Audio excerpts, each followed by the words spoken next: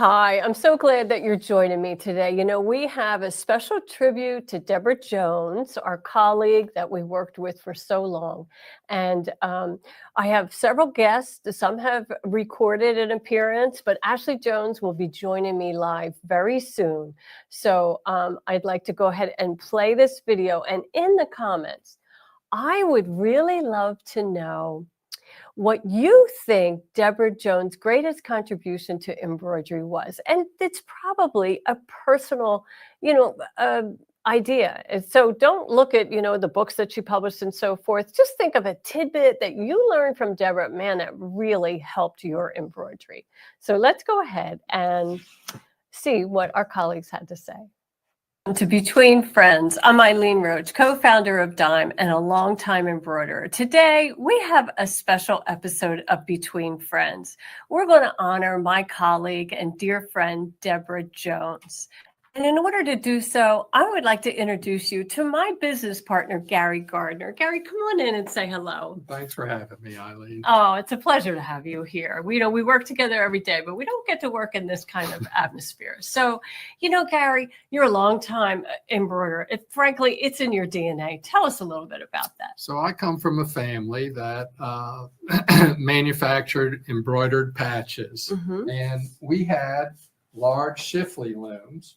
And they were 10-yard looms, and they ran off of like a player piano tape, as you can see here on these large fields. And we made emblems for everybody. We made emblems for corporations. We made emblems for Boy Scouts, Girl Scouts.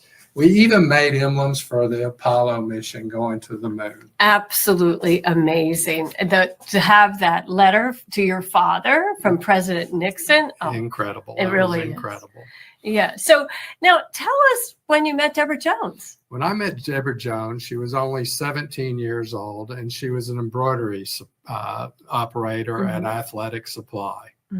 And I really grew up with Deborah. Yeah. We grew up in this embroidery business together. I saw her become the privilege of her becoming an icon in her journey of embroidery education. She rose from a machine operator to a floor manager, and even eventually became a respected consultant for major companies across the country.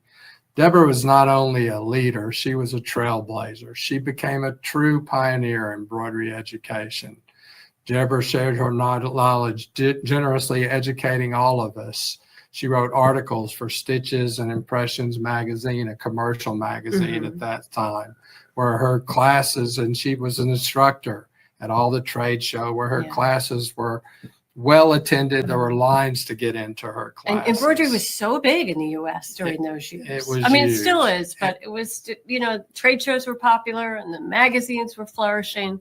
It's really true. And there wasn't education like there is today. Really, she started doing videos before YouTube and social media and educating us all. And those classes at Stitches and Impressions really helped her connect with the big companies that she consulted for and then smaller companies, right? So can you name a few of the big companies that she consulted for? Oh my God, she consulted for so many companies. She consulted for Callaway Golf, Ganold, J.C. Penney, Brother, and small companies too. She taught us all how to really embroider. Yeah. And so she really helped shape the way our industry learned and grew. It was many of her techniques that are still used on shop floors today. Don't you think? It's absolutely true. And she later joined me at Great Notion, the company I started that made stock embroidery designs. That became, she was our vice president of marketing. And she helped me grow that business into success that I sold. Largely because of her contribution. Right. And, it was shortly after that I met Deborah, because at that time, you and I started publishing Designs and Machine Embroidery magazine, which I know many of you are familiar with. And Deborah wrote the Ask the Expert column in Designs magazine. At the time, she had already left Great Notions, and she was an amazing designs dealer here in Dallas at the company that her and her husband, Embroidery Direct. Yeah. So, and she started Club Ed at that time, which I know some people would remember, and so many different things. But it was shortly after that she invented the perfect placement kit with me. Oh my God, have sold thousands and thousands of perfect and it still sells today. It still sells today. And she went on to write 2 books for Krause Publications, and they were Machine Embroidery on Difficult Materials and Dimensional Machine Embroidery.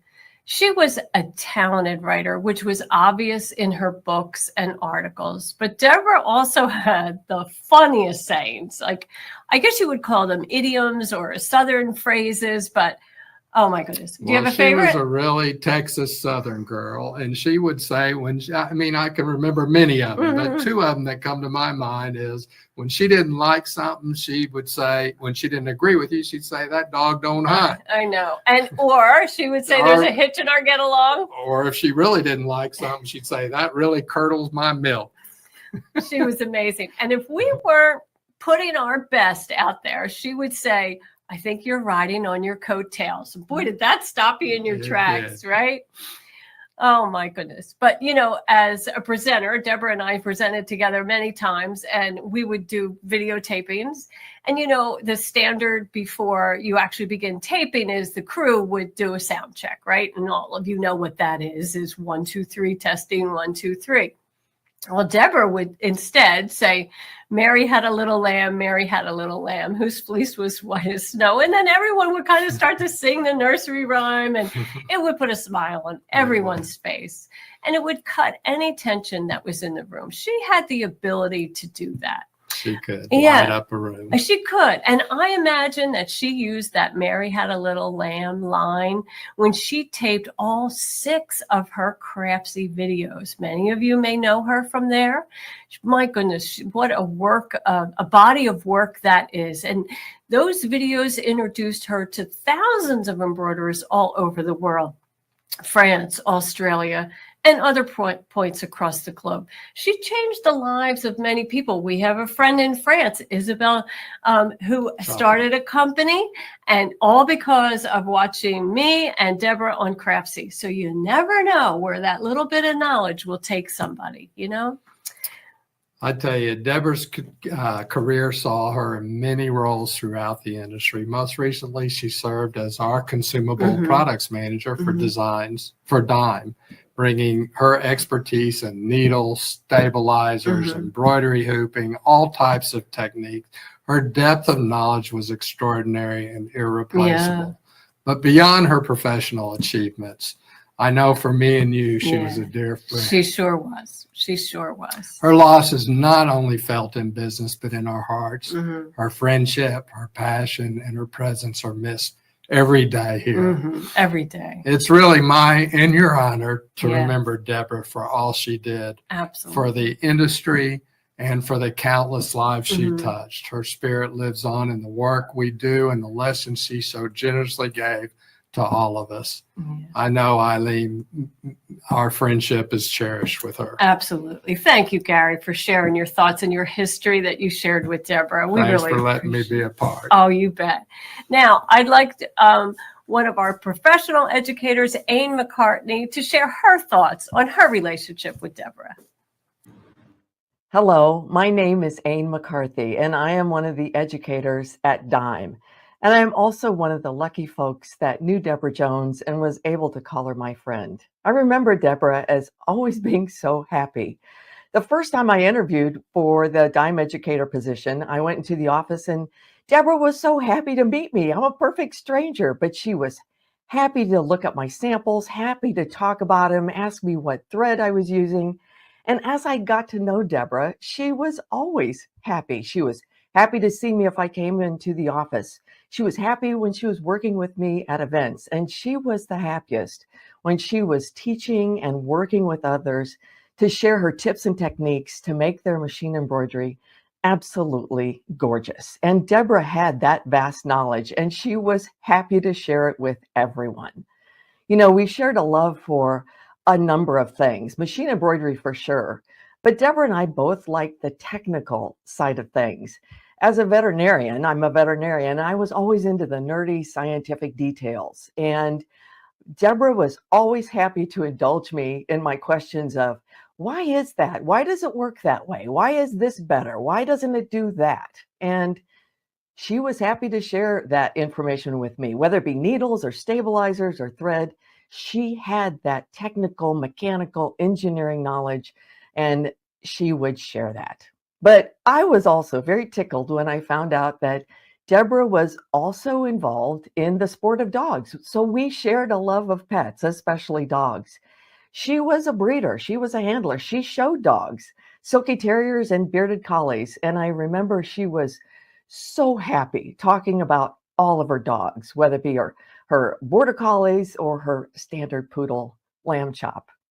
And I bet there's a lot of dogs in heaven that are really happy to see Deborah Jones right now. A. McCarthy is not the only person who shared a passion for dogs with Deborah. We have a longtime associate and good friend of Deborah, and that's Noda Roberson. She is also a Dime employee. She's been stitching with us here for several years. So let's welcome in Noda. Come on in, Noda. So nice to have you here. Thank you. Noda, she makes a lot of the beautiful samples that you see right here on Between Friends. But Noda, you knew Deborah a very long time. When did you meet her? I met Deborah. We worked together in 1983. Oh my. She introduced me to the embroidery field when we she? brought in a 6-head Baradin. Is that right? And So she yes. really taught you embroidery? Yes, she is my embroidery mentor. Wow. Mhm. Wow. Yes. Okay, so 1983. Let's not really count the years, but you and Deborah and myself Right. saw the industry, Yes. change and evolve over yes. time. Yes. What do you think Deborah's greatest contribution was to the embroidery world? What would you say? Just her knowledge alone. Yeah, I mean, Mhm. she was like an encyclopedia. she was. I mean, anything you had a question about when Mhm. it came to embroidery, Mhm. the backings, the threads, she Mhm. could tell you what made up the metallic threads. Right. The layers that it took Yeah. to make that thread. That's right. And anytime that there was a question that had to do with embroidery, Mhm. if she wasn't around, I called her. I called Deborah. Well, I'm glad that you segue that because I'm going to show you later in today's episode. I have when you have her on speed dial, you get some really great answers, and Yes. I'm going to share that. But she just loved the technical side of embroidery. Oh, yes. I mean, you're Yes. right about what a substrate is made out of. Needles. I mean, come on, like a needle is just like 2.5 inches, right? It's got a Mhm. hole in one end, a shaft at the other, and a point. My goodness, could she talk about them? Yes. And it mattered what metal, what material Yes, it was made what out material it was Mhm. going through, of. Mhm. the ballpoint, the sharp, Yep. the size of the Yeah. needle Mhm. eye to know what thread could go through That's the right. size of that Yeah. eye. Deborah Yeah. she had so much knowledge. And she was able to break it down for us. Yes. I mean, Yes. to do it in a logical fashion that wasn't too complicated and really understandable. That was a great gift. Yes, it Mhm. was. And like I say, anything I had as far as a question, I could call Deborah and go, "Hey, I'm working with this, Uh-huh. and this is."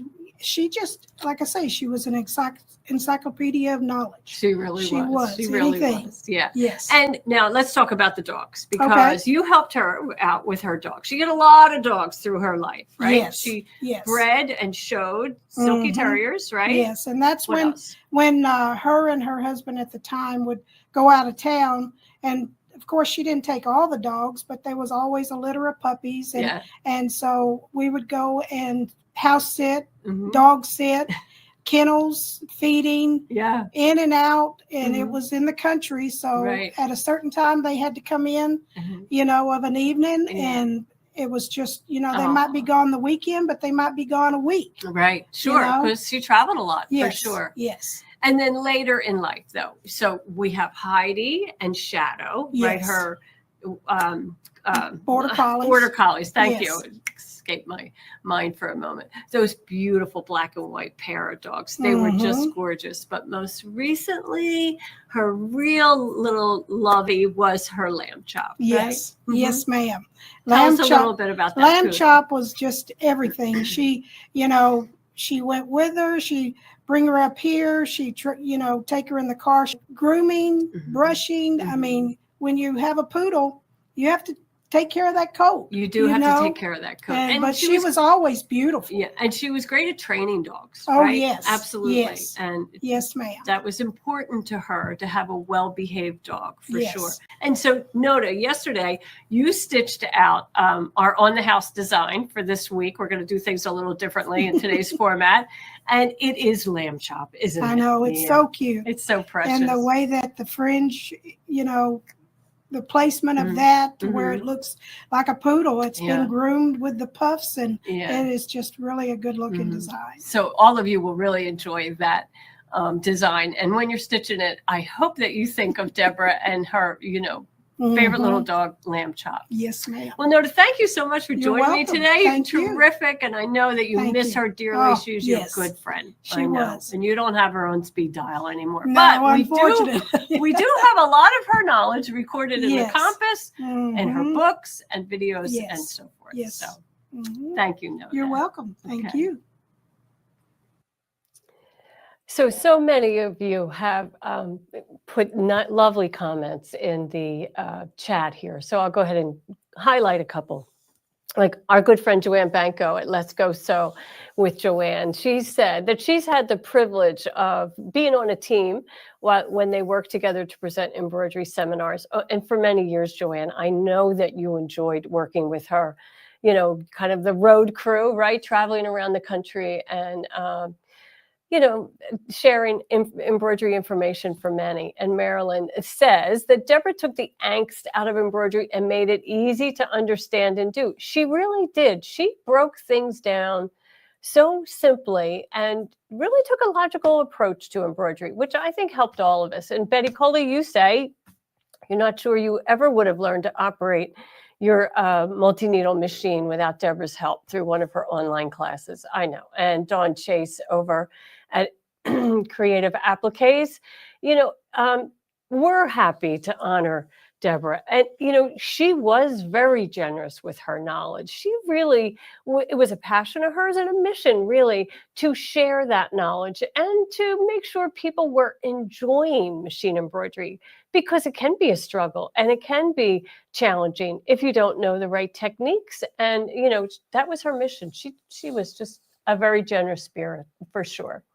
Okay, let's see. And Joanne again says she was always an encouraging person. She really was. And she did that for me also in both my professional life and also my personal life. She was a good ear when I needed one, for sure.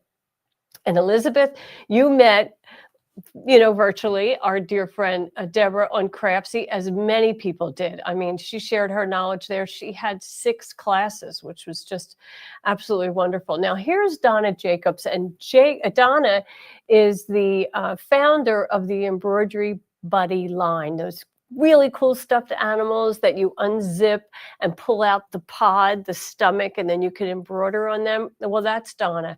And Donna, I do know that you traveled all over the world with her, and I'm pretty sure you went on her honeymoon. You and her husband joined Deborah and Howard Isaacson on their honeymoon to Italy. That's a fun story.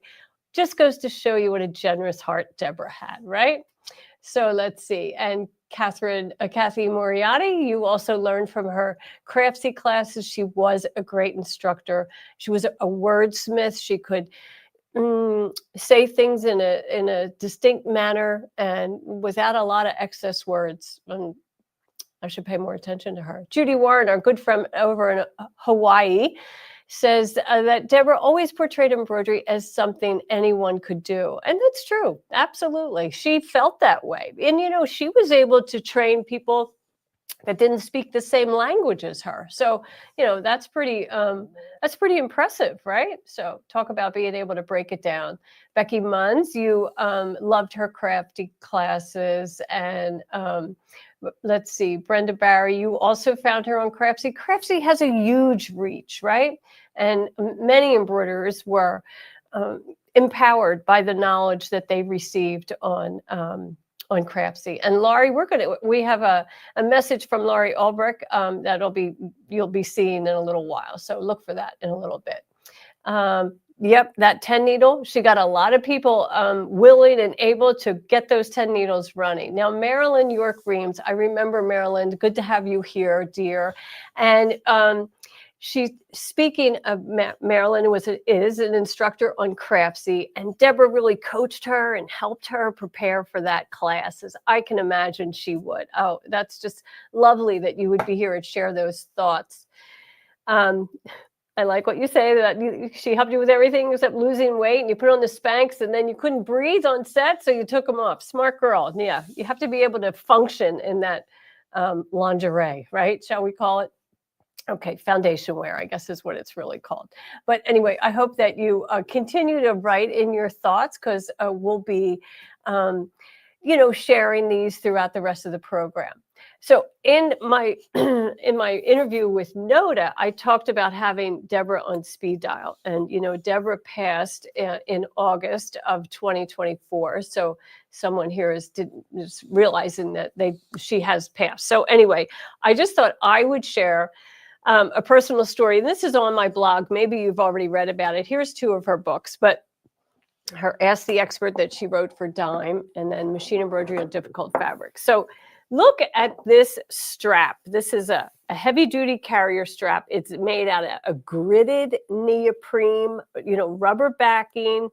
It's quite thick. Can you see how nice and thick that is? Really thick. So at the time, I was dating my now husband, right? And he go, oh, you embroider. I mean, we weren't that new as a couple, but fairly early in the relationship. And he said, oh, could you put my name and cell phone number on this, strap? And I'm like, sure, bring it over. So he brings it over, and I look at it, and then I go to take it in my hand, and I feel that rubber on the back, and my knees kind of weakened. And I thought, oh, how am I going to embroider on this? And of course, I just said to him, okay, yeah, I'll have that for you in a day or 2. Meanwhile, I get Deborah Jones on speed dial. And she said, well, bring it into the office tomorrow. We'll take a look. So I did.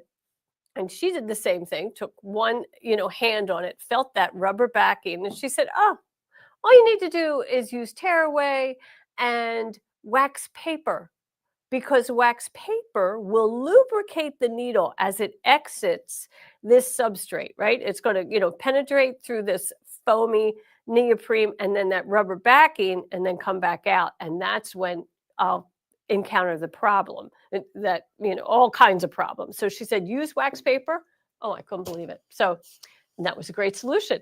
And I know there's somebody else that many of you are so familiar with and would love to hear her thoughts, because she's had the pleasure of working with Deborah Jones for quite a long time. So I'd like to welcome in Ashley Jones from Key Largo. Hello, Ashley.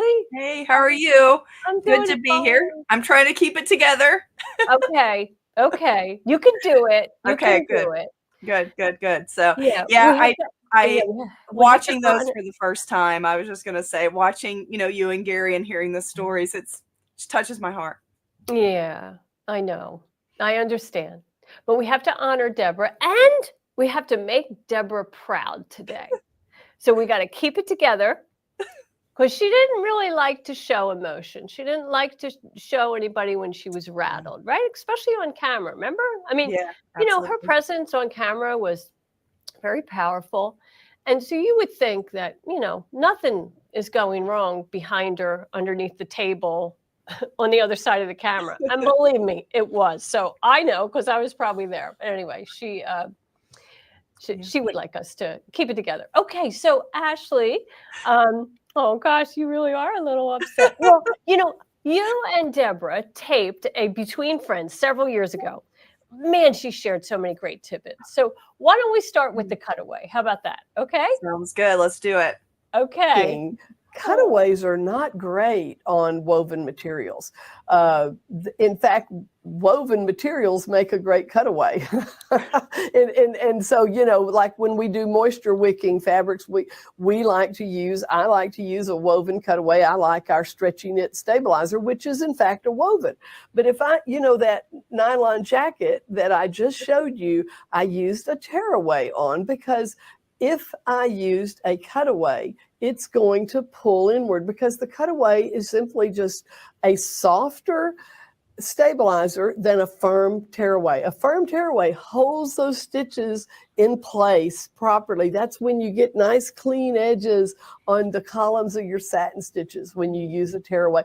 That's why sometimes I'll do both, just like many of you do. I'll hoop in a cutaway and I might slide a tearaway underneath to get that crispness of the tearaway. So there are many different recipes, let's call them, for our stabilizers. But unfortunately, on a woven or on a sheer, we wouldn't use a cutaway.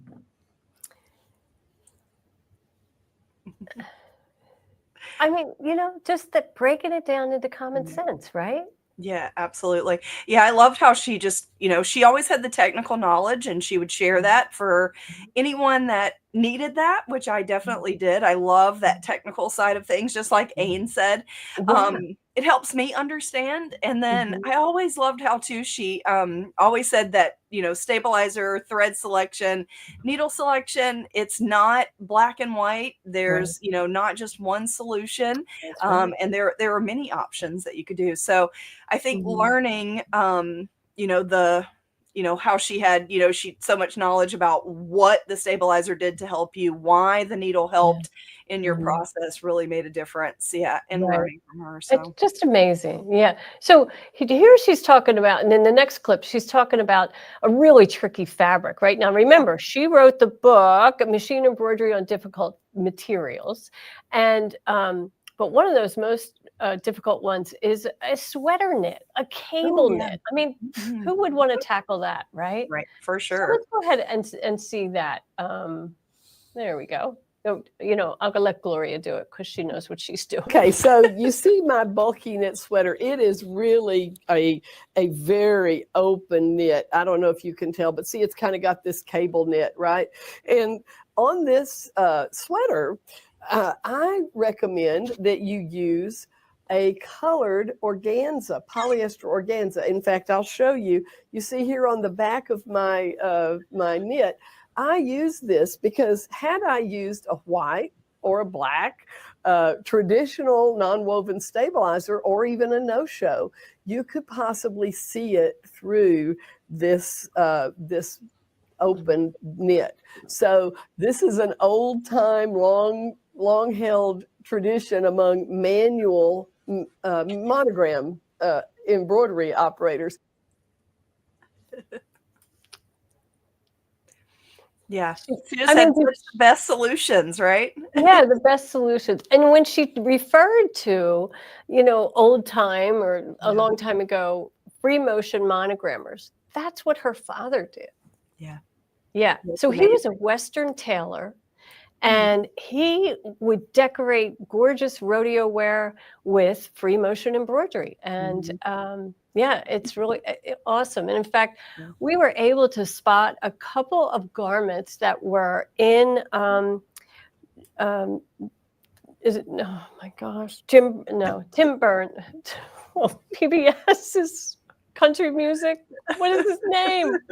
I don't know. You've got me there. So Tim Burns, right? Yeah. I think it's Tim Burns. I'm going with that. Anyway, it was a fabulous series on country music and the history of it, and also the clothing. And anyway, some of Deborah's father's garments were on display in that.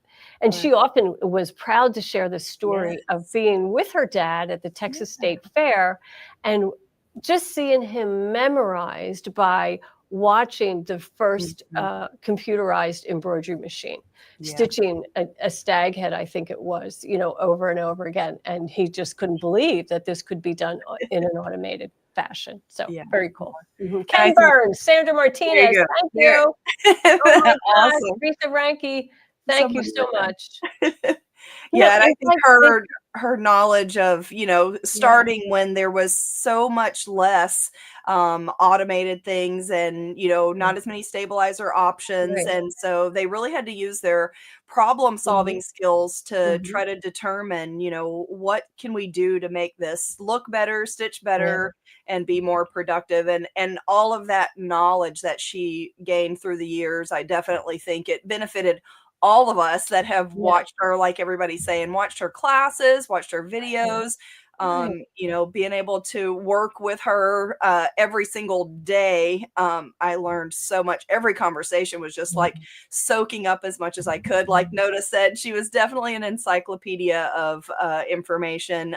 But yeah, definitely just full of knowledge for Right. sure. And here we're talking about the knowledge that we all share, which is like stabilizers, needles, and so forth, that Deborah most certainly taught many of us about. But to sit at a table with Deborah Jones and Gary Gardner and listen to their stories that go back 40, 50 years, it's amazing to hear all of that history. And they both grew up in the Dallas Fort Worth area, so they know a lot of the same players, shall we Mhm. say. Yeah. And, I've had the privilege of witnessing, them discuss that history through the years. Just very Yeah, for sure. interesting. So, And if yeah. we imagine Deborah sitting at a table right now, she would be saying something comical, one of her, like Right. Gary said, her one-liners. And like you said, she, definitely she brought Mhm.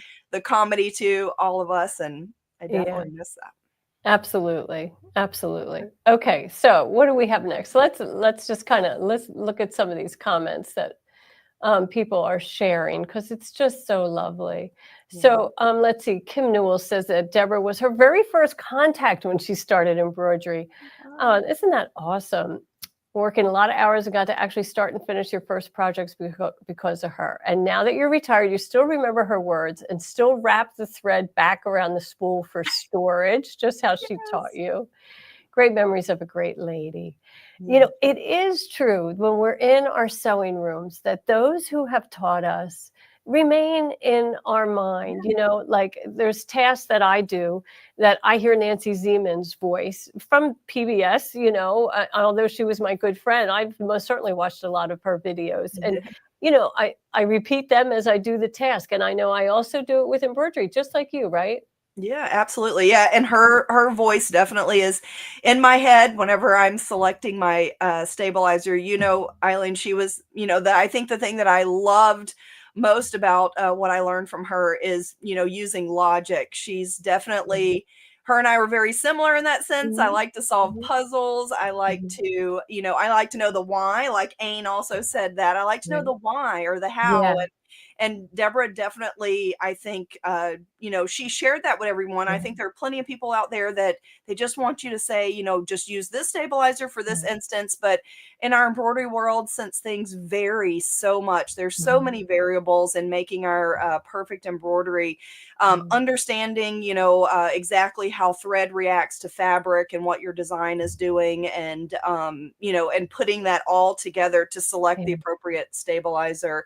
I really love that I learned that from her. I think that'll carry me Mhm. forever, in all of my embroidery journeys. And I can always hear her voice, with those instances when I'm selecting the stabilizer and trying to figure Right. out, exactly Yeah. what the right one is for Mhm. sure. Yeah. Well, I'm glad that she instilled that in you because Deborah and I were very different in that area. I'm more of a wing it person, fly by the seat of your pants. Right. And she was not like that. She was Yeah. very regimented. So, I felt we had a good yin and yang together that Yes, we really balanced each other. But for sure. Dime and Dime by OESD needs you, Ashley, for sure, because we can't have Eileen Roach just winging it all the time. It doesn't always fly. So, Yeah. Yeah. but hey, Remo Coxon, our good friend, she's going to share some Oh, thoughts in a little while. She said Deborah had such a great smile, and she sure did. It lit And up the laugh. Oh, and room. laugh. When she laughed, I would laugh sometimes, even if it, didn't even know what she was laughing at. Right, But right. yeah, it Mhm. was contagious. Yeah. Yeah, and her office was right next to mine. We're an open door office here. All the doors are always open, so you're kind of listening to, you can hear each other all the time. So her voice, her laughter would ring down the hall for sure. It was just lovely. For sure. Nice to have you here, Marianne DeBlaglia. Frankly, I was thinking of you at breakfast this morning, and I was thinking, I haven't seen Marianne DeBlaglia in the comments lately. So nice to have you here. And Phil Beck, she says, and we all have her face on the embroidery compass wheel. We do. And, that's a lovely thing to just have a little piece of her in your sewing room, right? Yeah. It's your voice in her. It's her voice in your ear when you're using your embroiderer's compass. Yeah, her voice in your ear. Yeah, absolutely. Okay, so let's see.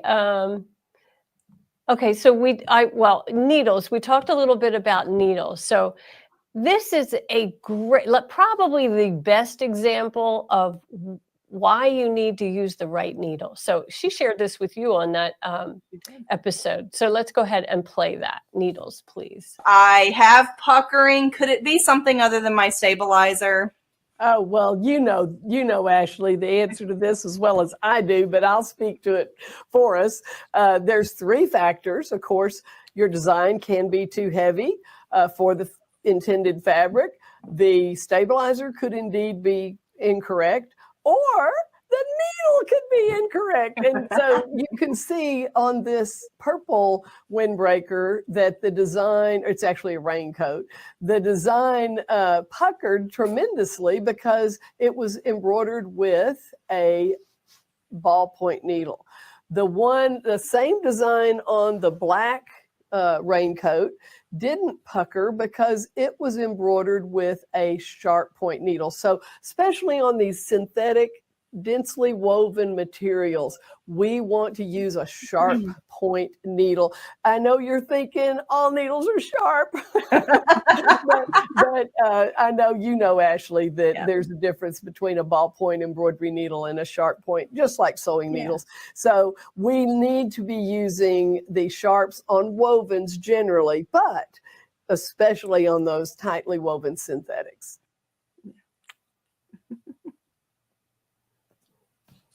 I love that. Awesome. I know. And she, I always learn something from her every episode, as you know, Eileen. I feel like you would think you'd heard everything that came out of her mouth, but then you would just be going along and you knew what she was going to say. And it would sometimes be something completely different, that you learned whenever she was talking. So it made me always want to listen when she spoke because you never knew what she was going to say. That's right. And many of you viewers, you watch a lot of our shows. What you don't know is when we're not on camera, we're working on other tasks. I mean, that's no surprise, right? But when we can catch each other's shows, we do. I always learn from Ashley Jones for sure.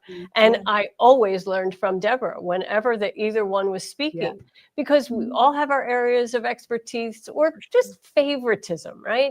Tasks that I really like, things you really like, and things that Deborah likes. So it's pretty cool. And here we have Jan Mayo. It says that she loves being part of the Dime family. Watching and learning from us is such an important part of her life. And thank you for this tribute to Deborah. Oh, for sure. But that's what I mean about us all learning from each other. And and we learn from all of you too. When you have, a question in the comment or a suggestion, a tip or a technique, it's lovely. We love that. Yeah. So, okay, Diane Larson says she was lucky enough to attend an in-person 2-day seminar with Deborah, sponsored by Gnault, and you learned so much and enjoyed her presentation. It was like being in the presence of a rock star. Well, she did a lot of commercial work for companies teaching their customers. And, she also, Gary Gardner, we didn't really talk about it when he was here, but she did a thing for a while called the Backstage Tour that went around the country teaching about digitizing and multi-needle machine embroidery. It was really, for commercial users, and was very popular. And boy, did she really spread some knowledge there. Yeah, for sure. So that's something else I learned from her is just, I don't consider myself a digitizer, but she really understood a lot about the thread behaving whenever it enters the fabric, different types of fabric. And Yeah. I always learned from that from her. And she could look at a design. If I had a design that was not stitching, I could send it to her and she wouldn't even have to stitch it. She could just Oh, look yeah. at the design in our Right. software, and then she would say, you know, here the stitches are too long or they're too short. They're, Yeah. you know, they're going to cause bird nesting and, you know, and that may have been my problem. So yeah, And just she would for often say, well, that's a little skinny, don't you think? Like about satin columns. She wouldn't say, oh, you made it too skinny, or, you know, she would just say, I think it's a little skinny. And then she would say, well, it has that sawtooth effect on the outside of the column. And I would look at it and I'm like, what is she talking about? And then, oh yeah, that's exactly what it looks like, is a sawtooth, right? And so you learn so much about her. I mean, from her, for sure.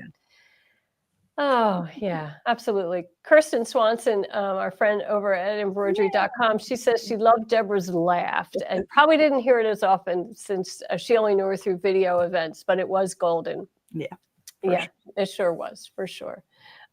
Okay, so we already did the needles, right? So, you know, all of this knowledge, the stabilizer, the needles, the hooping technique, and so forth, Deborah incorporated into her compass, the embroidery compass. And I know many of you are familiar with that. You probably already own it. And it is the sponsor of today's program. But I thought you'd maybe like to hear about the compass from Deborah in her own words. So let's go ahead and play that, please.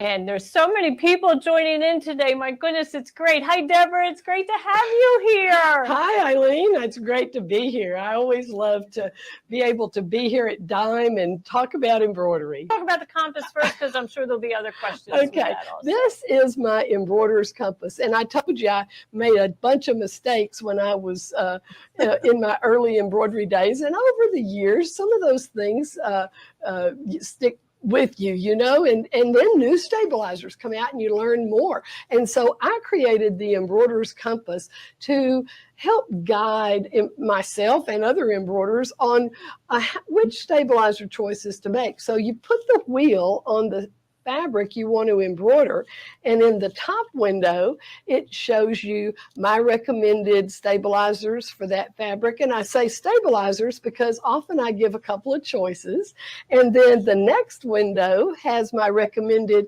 needle types, and again I try to give a couple of choices, and that's very important. Did you know that if you're getting puckering on your quilt squares, might not be your stabilizer, it could be your needle point type. So needle points can contribute to puckering the same as inadequate stabilizing.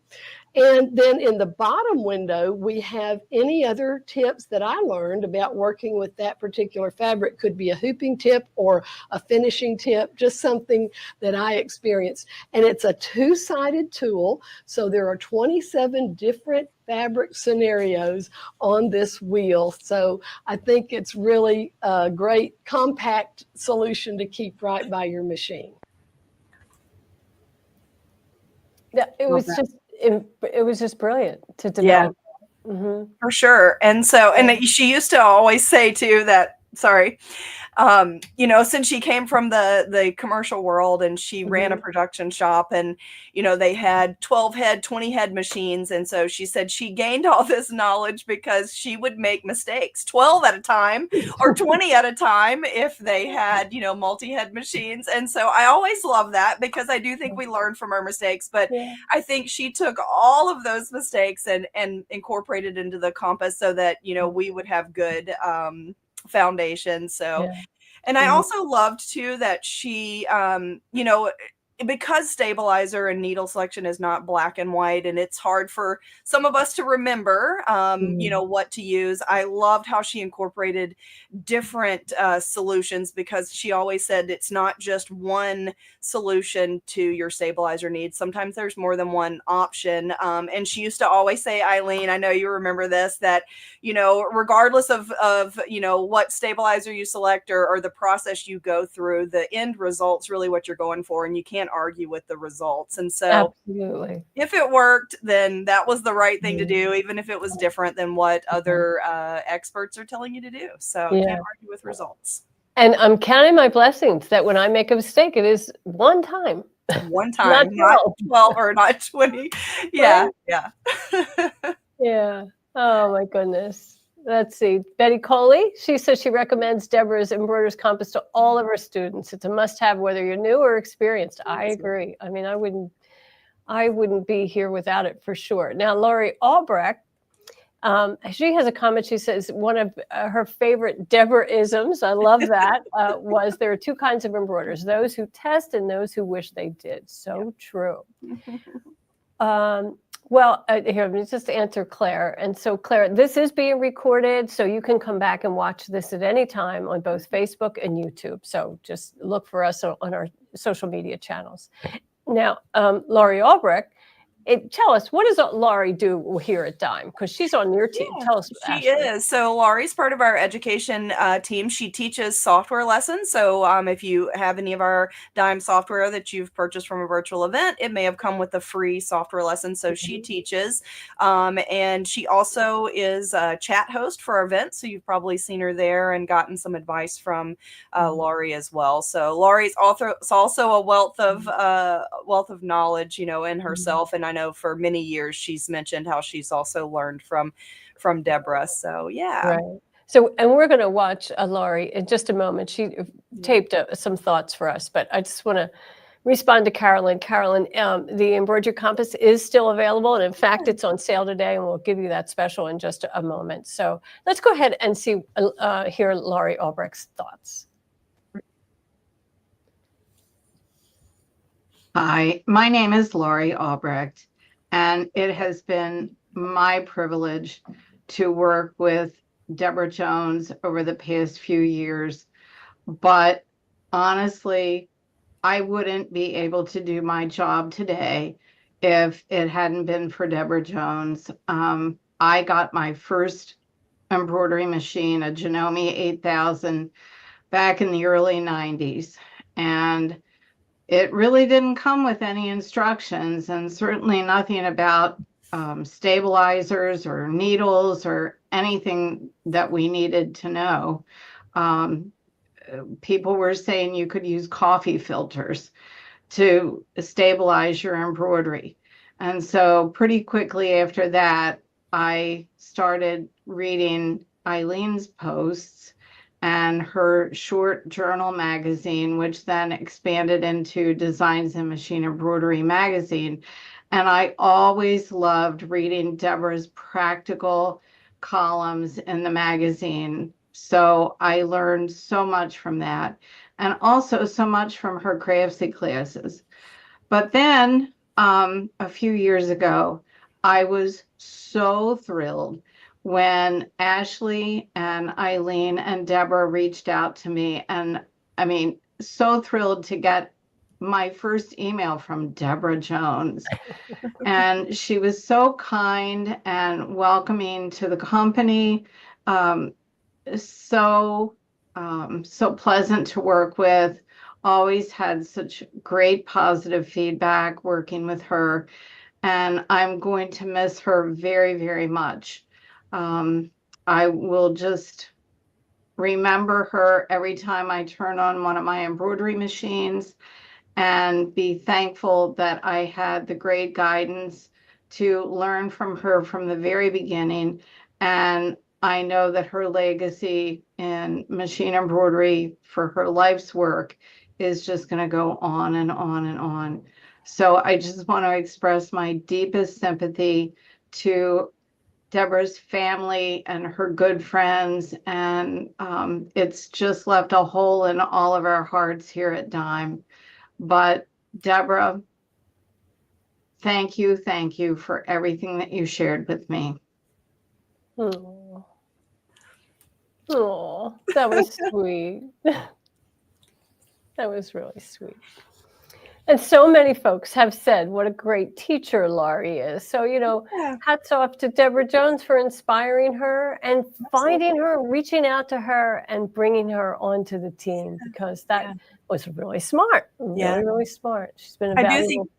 She was good. I think Deborah was good at seeing, you know, that potential in a lot of people. And so, she sees that. And then she really, I think, helps you, brings that out, and you brings the good out in everybody that she meets. And she was a cheerleader. She Yeah. wanted other people to Do succeed. well. Yeah. She really did. You know, Yeah. Gary and I watched that with our friend Isabelle Chopin in France. And Isabel was like you and me, you know, she was a Yeah. consumer but really, really passionate about embroidery and, you know, learned and learned and learned. And today she's a very large distributor in Europe and selling dime product and other products for other companies. But and Deborah was so proud of her. I mean, when Isabel came to the US, she came a couple times. And, you know, I remember we all had dinner in Vegas once at a trade show out there. And we just couldn't be more proud of Isabel. And Deborah would, you know, frequently write to her and Facebook Messenger and so forth. And yeah, it was really great. Yeah. I also think that bled over into her customer service as well. Yeah.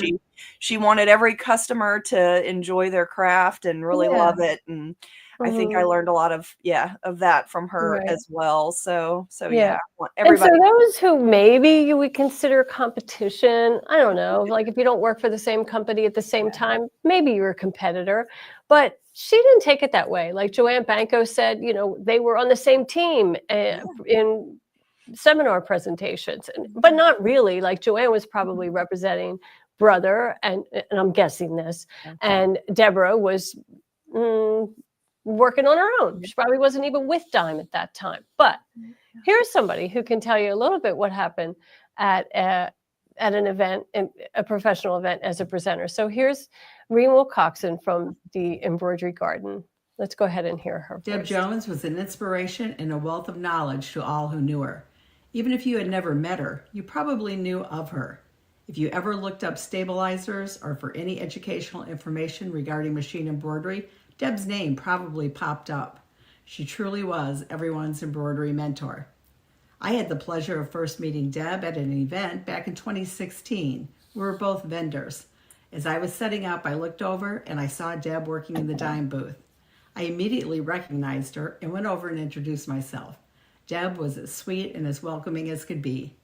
Later the next year, we were at another event together. I was vending, but she was teaching one of the classes. During class time, when no one was in the vendor area, I went around peeking into the classes. Deb caught me peeking into hers and immediately invited me in and started telling me all about the project everyone was stitching. I think it was one of her Club Ed projects at the time. They were using 3D foam and everyone was stitching away, just loving her class. They were telling me how much they were learning from her. Along with everyone else, I learned about stabilizers from Deb. But it wasn't just about what stabilizer to use. Deb could tell you why you'd use a certain one and even how it was made. But Deb's knowledge went way beyond stabilizers. She knew about needles, threads, and all the other supplies that gave newbies and seasoned embroiderers an understanding of the basic supplies that we all needed and used. We're all fortunate that Deb's valuable information will live on in her products, books, articles, and other teaching materials that we can access on the internet. That's so That was lovely, right? Yeah. That was Deborah at a trade show or a teaching event. That was her. Happy to open up that door, welcome anybody in. She didn't care if you were a competitor, a student, a colleague. She was always welcoming to everybody. For sure. Well, as Reen said, we are blessed with all of her wisdom and by what she left behind for us. And that is, today's sponsored product, the Embroiderer's Compass, and it's on sale for $19.99. And it's invaluable. We always suggest you keep one in your embroidery studio and one in your machine case. If you happen to go to class often and take a machine, you don't want to be without it. And boy, I'll tell you, if you walk into a machine embroidery class and you have one of them, you are a hero to the rest of those students for sure. Right, Ashley? Yeah, for sure. And I also love too how, some of the things that we embroider every single day, like if there's a common item that you embroider regularly, what stabilizer you're going to grab for and what needle. But the nice thing about the compass is it does have some things on there that you might not use regularly.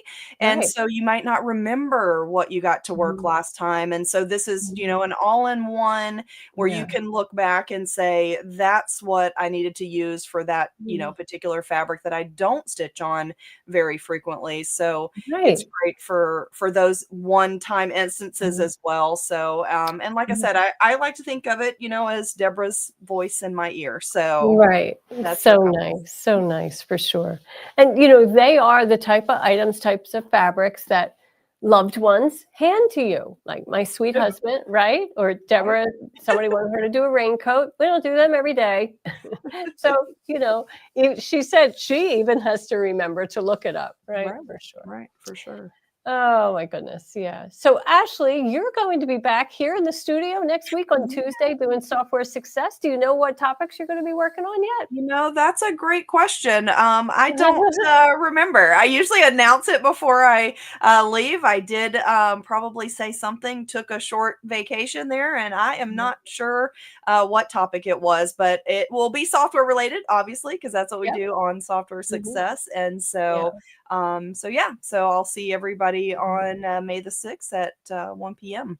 Mhm. Absolutely. Well, I didn't mean to put you on the spot. That's okay. Sorry.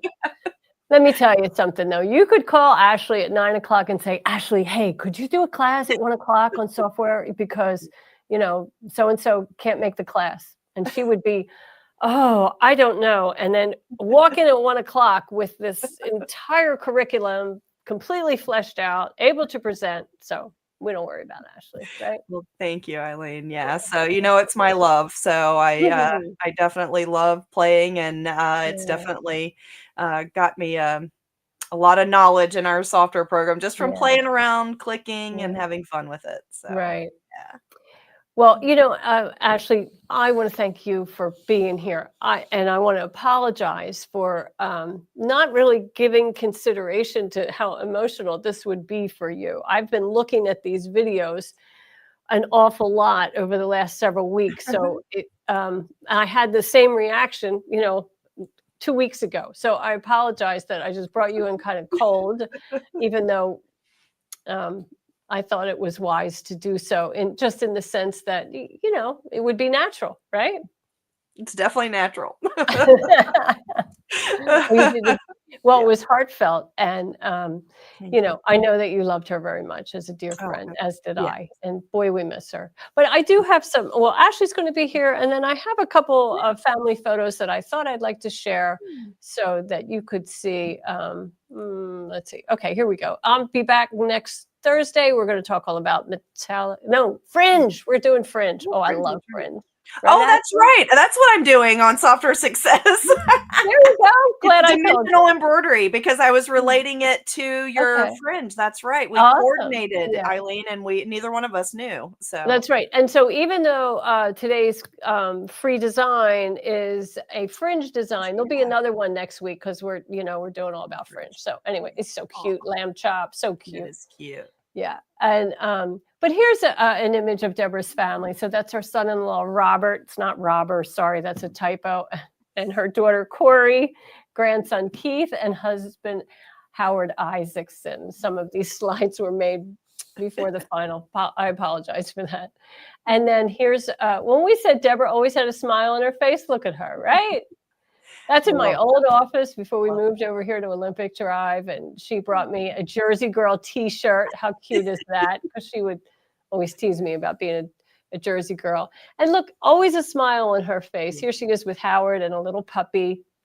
I'm not sure who that is, what puppy, but it didn't really matter. She just loved dogs. Yep.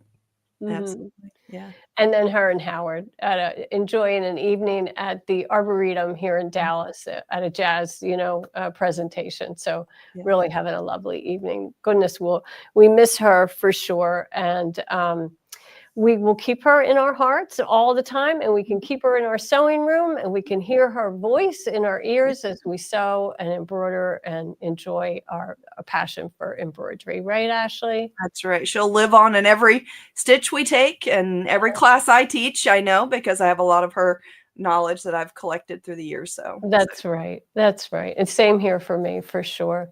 Well, everyone, thank you so much for joining us today. This was a unique kind of episode of Between Friends, but we appreciate you watching. And we know that you miss Deborah as much as we do. So we'll see you back next week.